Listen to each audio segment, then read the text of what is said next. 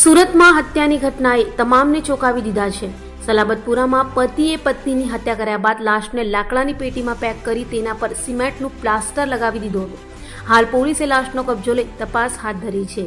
સુરતના સલાબતપુરા વિસ્તારમાં માનવતાને સંસાર કરી દેતી એક અત્યંત કરુણ અને ક્રૂર હત્યાની ઘટના સામે આવી છે, જેમાં એક પાષાણ હૃદયના પતિએ પોતાની પત્નીની હત્યા કરી પુરાવા મિટાવવા માટે લાશને લાકડાની પેટીમાં પેક કરી તેના પર સિમેન્ટનું પ્લાસ્ટર લગાવી દીધું હતું.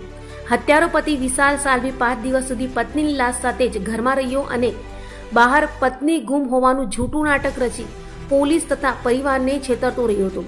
તો પોલીસે આ મામલે અત્યંત ગંભીરતાથી તપાસ હાથ ધરી છે. ફોરેન્સિક એક્સપર્ટ્સની મદદ લઈને પુરાવા એકત્રિત કરવામાં આવી રહ્યા છે. પોલીસ આને એક સુનિયોજિત કાવતરું માની રહી છે અને ફરાર આરોપી વિશાલને પકડવા માટે અલગ અલગ ટીમો કામે લગાડવામાં આવી છે.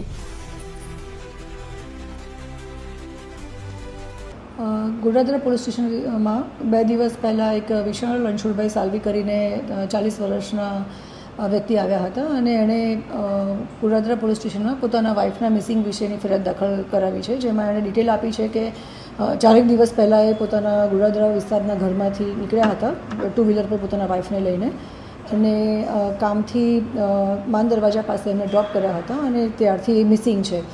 આ બાબતે અમારી ટીમ ઓલરેડી કામ કરતી હતી અને મીનવાઇલ કાલે રાત્રે જે આ મિસિંગ દાખલ કરાવનાર વિશાલ સાલ્વી છે એ પોતાના ઘરે એક ચિઠ્ઠી લખી અને ઘરેથી નીકળી જાય છે.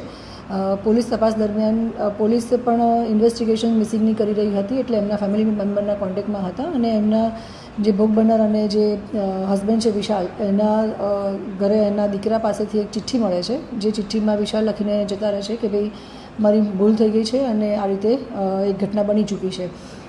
એ સંદર્ભે પોલીસે તપાસ કરતાં જ્યારે ખબર પડી કે એનું જૂનું ઘર માન દરવાજા પાસે છે, તો બંધ મકાનમાંથી એક લાકડાના બક્સામાં ડેડ બોડી મળે છે.